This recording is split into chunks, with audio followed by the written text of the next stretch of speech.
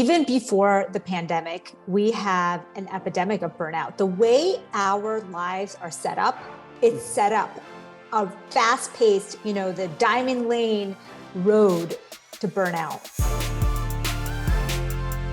Look, I'm excited. You can't help but want to know more about a book and about a concept that says, effing tired, right? I mean, seriously, how did you come straight out and figure out that burnout was a major problem that we had to address now? Even before the pandemic, we have an epidemic of burnout. The way our lives are set up, it's set up a fast-paced, the diamond lane road to burnout. Yeah.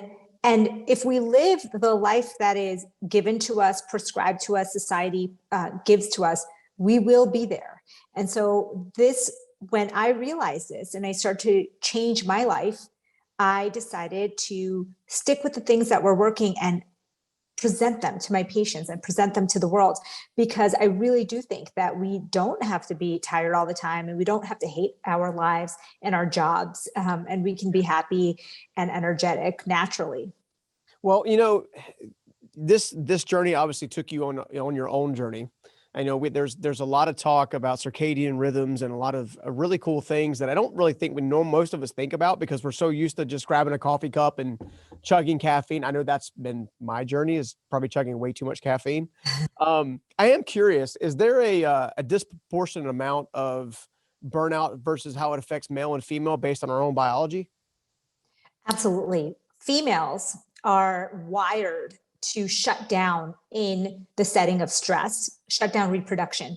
And it's an evolutionarily sound way for us to not get pregnant during famines and wars. And it makes sense. But in our society that we live in, if we live in that stressful society, then not only do we have trouble getting pregnant, but even women who are not trying to get pregnant will have hormonal problems, will have issues with weight gain and energy and libido and sleep and fatigue, things that they may think, there's something wrong with me, but a blood testing will show nothing. And this is why I think it really disproportionately affects women, much more so than men. We're all fatigued, but women seem to be about 15% more fatigued and burned out than our male counterparts. Does it seem like there's a correlation between the types of stressors? For example, I went through a difficult situation a few years back where I had to literally replace my executive team with one of my businesses literally overnight, which was not expected. Let's put it that way, right? And it sent me on about a 1.5 or 2 year journey of just a crazy amount of stress. And it seemed like I was more focused on, hey, can I take care of my team members and make sure everybody's okay?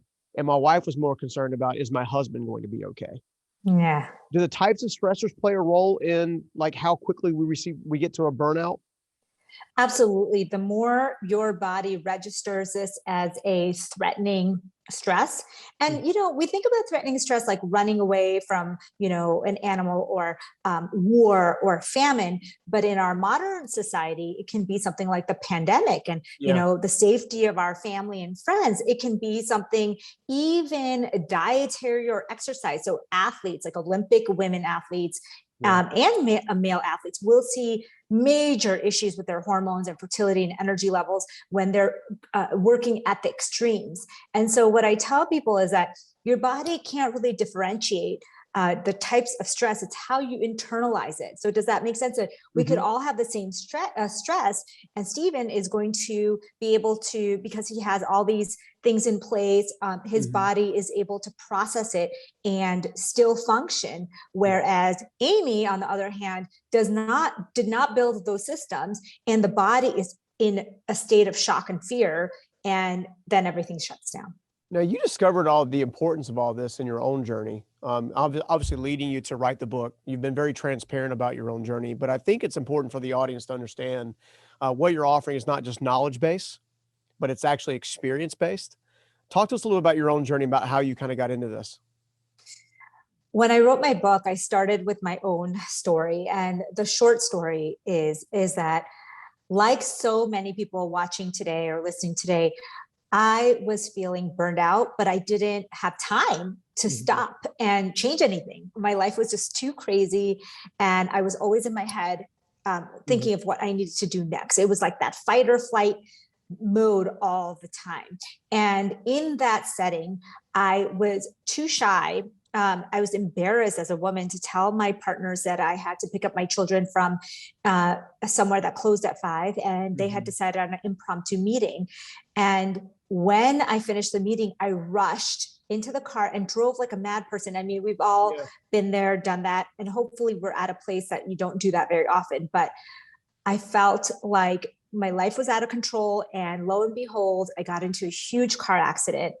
And it made me stop in my tracks. And it made me say, what am I doing to myself? I'm not living the life that I want. I don't feel like I am in the body that I want. And, you know, my career, my everything was something that was on autopilot. And so that week, because I couldn't do anything else, I had to sit back and start to really look into it. And I had been a nutrition major in college before I went to medical school. So I knew that nutrition was a foundational thing that I needed to change my health.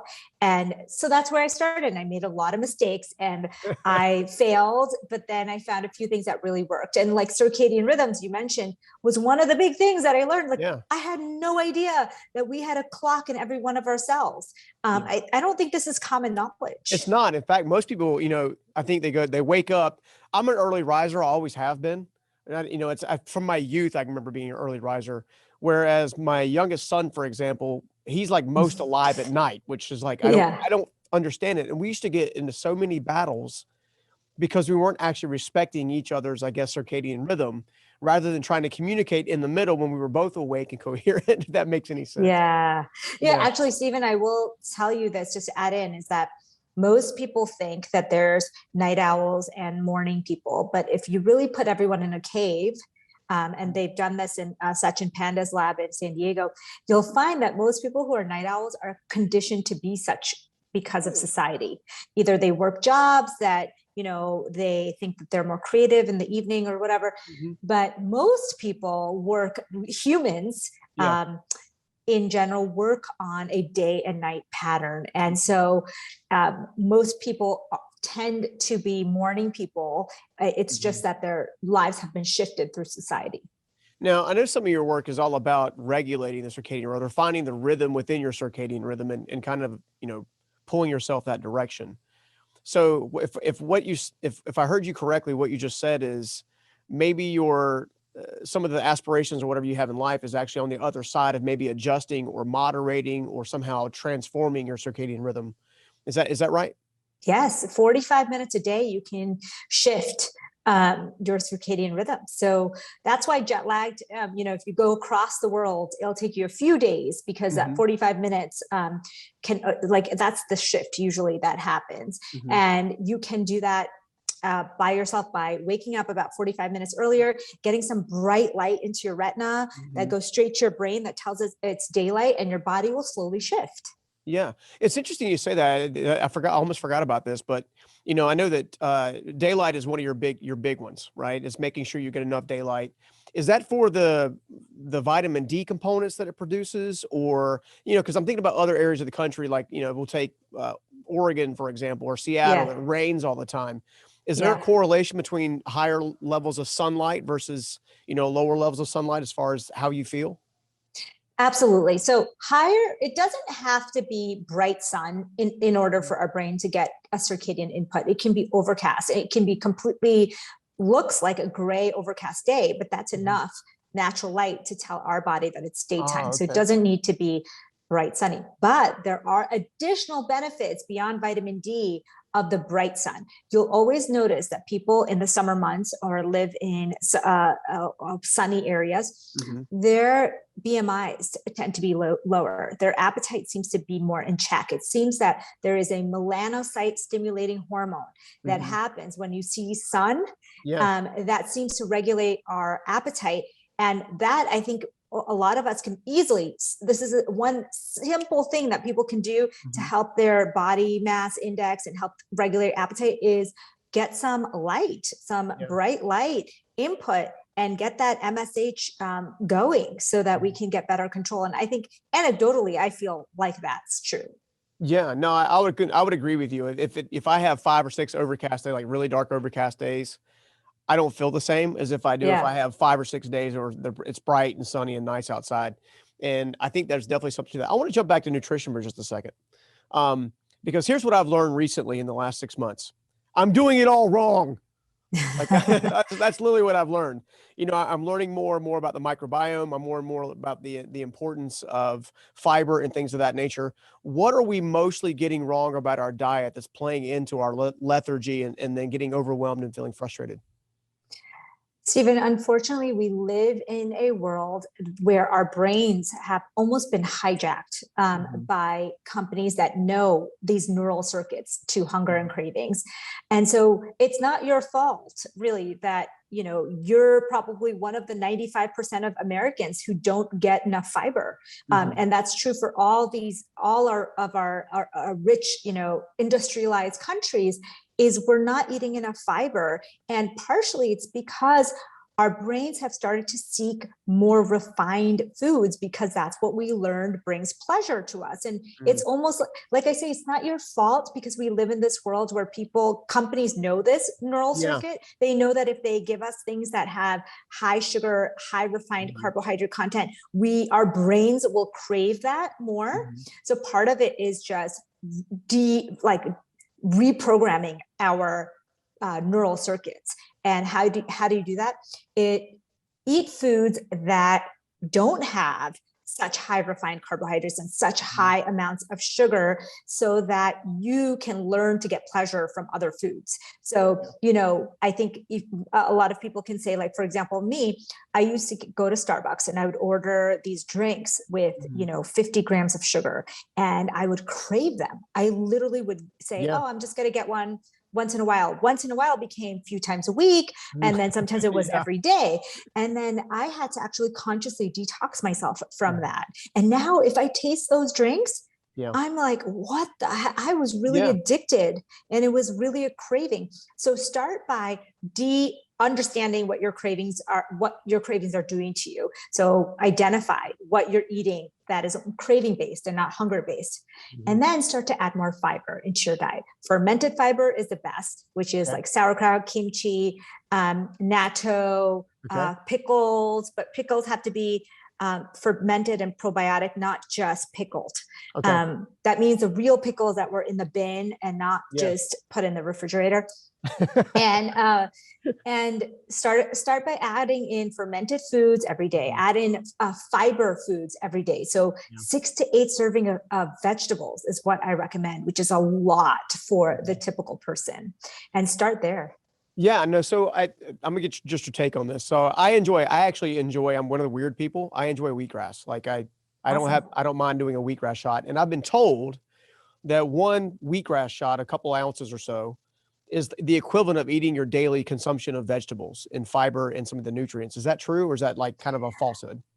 Well, I think you can definitely get a ton of antioxidants from the wheatgrass, but you wouldn't be getting the fiber unless you're chewing it. Okay. All right. That makes a lot more sense. Yeah. The other thing I wanted to kind of pivot on just a little bit is, my wife and I, we just discovered recently several documentaries that scared the mess out of us because it was about GMOs and how everything that we basically eat is somehow tied to a GMO. Either it's a modified corn that's then turned into cornmeal, that's then turned into cookies, ketchup, a lot of other things. It's also being fed to the animals. The animals now have that stuff in it. Are the GMOs is important to our, making sure we don't have a leaky gut? Because I've been told that actually can intensify inflammation and increase leaky gut. This is a great question. This is a question that's still up for debate. So what happens is there's a lot of people trying to capitalize on both sides of the story, right? So some people want GMOs to be the problem because they can either make money off of the non-GMO stuff, or they can create an audience for themselves. And then there's the status quo, which is basically that we don't know. There are definite risks, or there's definitely questions out there about what it's doing, but do we really know what it's doing? No. Do we know that it's probably not a good thing? Yes. Yeah. Do we know that it's definitely horrible for you and you will die if you ingest them? No. What I'm saying? That I think from my standpoint, looking at the research, I don't think that there is strong enough evidence yet that we should completely take them out of our lives, because in some ways they can be helpful. Well, that's the thing is, they they said the original reason behind creating, especially corn, I think it's kind of where it started, was to basically come up with a way to feed the world. It was going to allow the crops to grow at greater paces, and things of that nature. And I think I didn't get as concerned until I started figuring out all the treatments that go on the plants, like the Roundup and stuff like that. That seems like it's causing more of the problems to begin with. And, if you look at when GMO was created and Roundup was starting to be getting used, and then, Alzheimer's and all these different things kind of rise almost like parallel as far as a rise in cases, as a rule of thumb. So what are your thoughts on how we're currently treating with like Roundup and stuff like that? I'm absolutely on board with what you're saying. I think what we don't realize is that there's a lot of things that happened at the same time. 100% Roundup is not a good thing and we should take it out.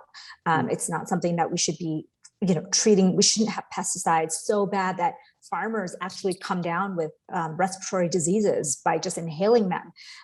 We should have a better idea. In 2021, we should have better ways to protect our plants and our crops that are not going to, seep into our system.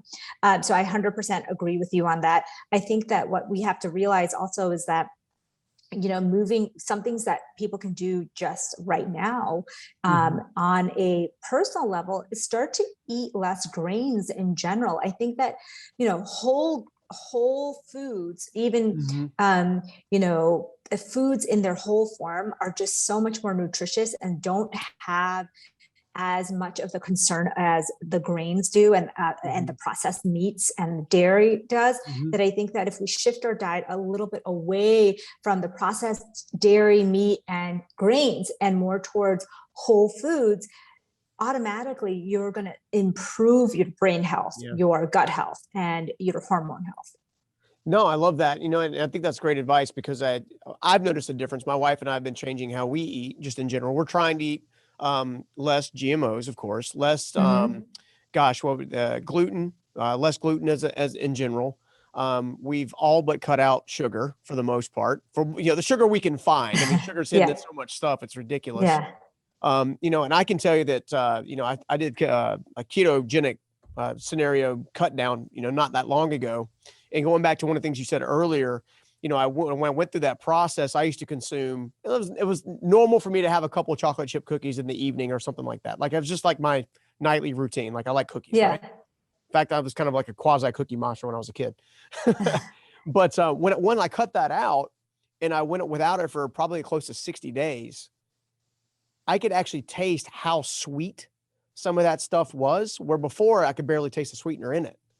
And it's amazing how the shift happens when you start to eat differently. You start feeling better. I do a intermittent fasting. I'm not sure where you stand on that, but on a regular basis, I typically start eating at 2 and I stop eating at 8. And as a result, I'm typically more focused, clearer. It took me a couple of days to kind of get rid of what I refer to as the false hunger. So used to eating these processed foods and craving that gunk, Absolutely. How does that sound as far as like at least trying to go the right direction to do this right? So you may not know this, but my Instagram handle is @fastingmd, because I had talked about fasting and people were like, wait, what are you even talking about? So what I like to pair and what I talk about in the book very clearly is that circadian rhythms and intermittent fasting can be paired together to get double the benefits. So anti-aging benefits, weight loss benefits, mind, body benefits. So kind of what you're saying is like, I say, cut off your meals at a certain time. So say circadian, we're not meant to be eating, 2 to 3 hours before bed, evolutionarily, genetically, metabolically. So say if you stopped eating at 8 and that was 2 to 3 hours before bed, that would be ideal. And you really want to be doing a nice overnight fast. Now, what you're doing is a very, very advanced fast because you're only really eating 6 hours a day. For most people, I would say start with even just not eating for 12 hours a day, do a 12-12 and just start there and see how you feel. I mean, I remember when I first did the 12-12, I thought, oh, so easy, stopping like food by 8 and then not eating until 8 in the morning. And guess what? It was super hard because I was used to these late night snacks or a little something before wine or something before bed. And then I worked myself up from there and I saw huge benefits. And so that's something that I really, really believe in. Yeah. I mean, the crazy part for me is in what I'm doing is the amount of mental focus it gives me. Yeah. It seems like I'm a big, I grew up like everybody else, eat 3 square meals a day and you'll be good. And then you go through, high school, junior high, and into, what would have been in college for most people, not for me, but, then you go into the we'll call it young adulthood. And then it's like eat 6 times a day, smaller meals, right portions. And I always noticed that every time I ate, I would have about a 30 to 45 minute window after I ate where I was kind of like, not necessarily sluggish, but kind of foggy. Yeah. And I found that to be very tricky in the terms of trying to make sure that, I was being my best. Yeah. So when you look at peak performance, making your mind, your body, and everything, that the whole connection operate at peak performance, what do you think are the top 3 things we need to be doing? For peak performance, number 1 is syncing to your circadian rhythm. So getting that light in the morning, getting darkness at night, stopping your foods, eating like your last meal 2 to 3 hours before bed, maybe doing a fasted workout in the morning. So really syncing your circadian rhythms is number 1, I think paramount. Number 2 is eating for gut health. I think everyone knows now that the microbiome is the center of our health and we don't pay any attention to it. If you really want to be productive, you really want to fix that mind-gut connection, because absolutely everything that you're thinking and how you're concentrating and how you feel comes from that connection. Yeah. So really working on that mind-gut connection. I love it. And then the third thing is, the mental health aspect. I think mental health, we've never learned in school how to manage emotions, how to manage what do you do when you fail? And then you have to pick yourself back up. And I think unfortunately, a lot of us learn from experience and mistakes that we make. But if you want to be at your peak performance, you got to be able to drown out the negative things that happen on a daily basis. If we keep getting emotional about everything happens, I mean, you can't run a business, you can't run anything when you are not emotionally mature. So that's something that I think is key in medicine that we don't talk enough about. I love it. I love it. It also brings up something else I love about your book when you talk about healthy boundaries. It seems like a lot of the emotional trauma that comes in our life on a daily basis is 90% of the time, at least in my life, is caused by me saying too many yeses, not saying too no's, too many no's, right? You know what I mean? Yeah. But, talk about healthy boundaries and how people can begin to set those up for themselves. I know you have a pretty hard stance on healthy boundaries and it's benefited your own life. Listen, I grew up as a South Asian woman, and we are taught as women in general and South Asians, you have to be nice to everyone. If someone's mean to you, you be even nicer. If somebody wants something from you, you have to be selfless and you have to give everything you have to somebody else. Your family needs you. You have to be there for them.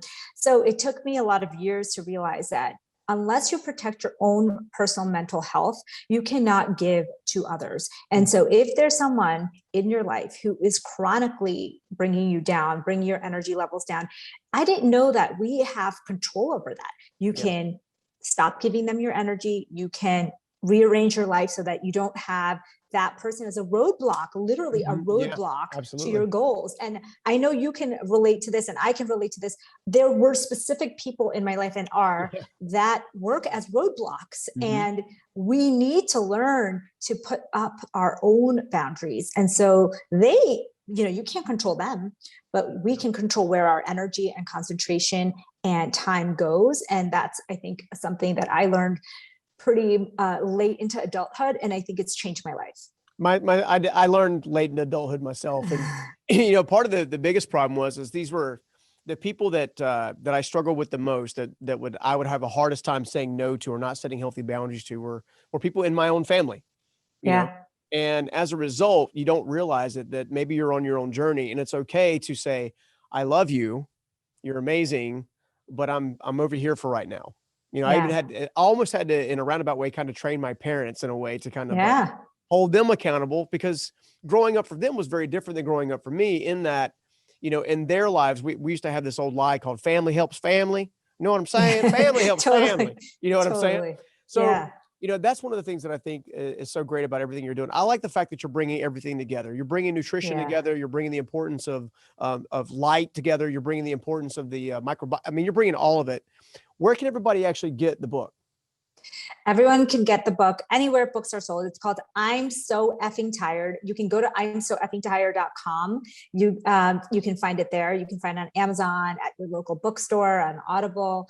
There's also my personal website, which is amymdwellness.com. And I actually have kind of a free program going on right now, a 60-day free program for people who they can start at any time. So that's at amymdwellness.com as well. Rock on, rock on. Well, I got one final question for you. What is the lasting legacy you hope to leave in the world? I hope my lasting legacy, is that I was able to influence change in medicine as we know it. I love it. I love it. Well, Dr. Shah, I appreciate your time today. I know you got a hard stop and you got to run to some other appointments, but you're welcome on the show anytime to bring your genius, and I'm sure we can change some lives together. This is so great. Thank you so much for having me. It was a pleasure. All right. Take care. See you later. Take care. Bye. If you love that interview, go ahead and check out this next one right here. Whenever I feel those moments of shame, and I feel them multiple times a day, there are times I just got to step back and I got to go, wait, who said that?